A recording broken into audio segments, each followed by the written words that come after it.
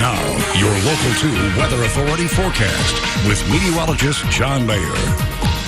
Welcome back, everyone. We are continuing to see a few clouds developing out there early this morning. Not quite making their way into the viewing area just yet, but they are just off to our west. That's where we have those clouds, that rainfall developing in central New Mexico and heading towards the basin slowly but surely. It's not going to arrive just quite yet, but once we get later on today, this evening, overnight, that's when we could see some of that rain actually making its way into West Texas. And it's been a little bit of time now since we've actually seen any of that rainfall come through. So, of course, that would be good news for us. We might even be thinking, hey, that rain could help to cool us down. Unfortunately, though, it doesn't look like that'll be the case. But still, hey, at least we get a little bit of cloud cover later on today, and you can see that rain starting to make its way a bit closer to the viewing area once we get towards this afternoon. By dinner time, that's when we'll start to see those showers and storms developing a little bit closer towards El Paso and then trying to work their way into the viewing area overnight. And that's really going to be the time to focus on. That's when we can see some of those thunderstorms developing for us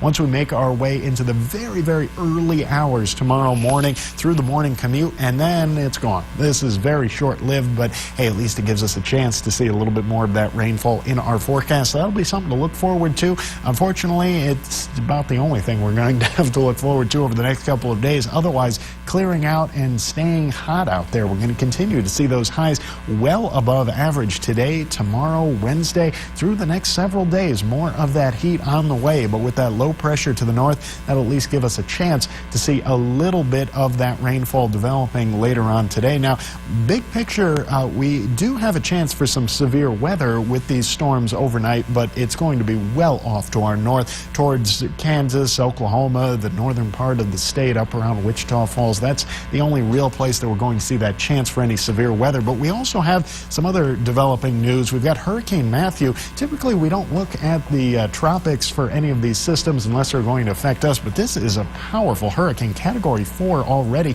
making its way up through the Caribbean, expected to stay a Category 4 all the way through tomorrow evening and then move up towards the Atlantic coast. The good news is once it does start to make its way towards the mainland, it is predicted to calm down a little bit, down to a Category 2 as it starts to make its way toward Florida. But still, Hurricane Matthew, that is going to be big news over the next few days. Now, our current temperature is still staying on the warm side, of course, mid-60s out there, 65 in Big Spring, 66 in Odessa, Midland, 64 in Wink. We have a couple of mid-50s, but that's about as good as it gets for us. Into this afternoon, going to see a few more of those 90s coming back around for us. 90 degrees on the nose in Jal, New Mexico. More of those upper 80s into Andrews, Big Spring, Gale, La Mesa, you name it, we got it out there. More of that heat down into the Trans-Pecos as well. 94 in Grand Falls, 93 in Barstow. Thankfully, if you're in the eastern basin, it's not quite as bad. We do have those 87s in Odessa, Midland, Garden City, Cope Ranch, a little bit cooler off to our east, but still going to be plenty warm throughout the rest of the day today. More 90s along I-10. And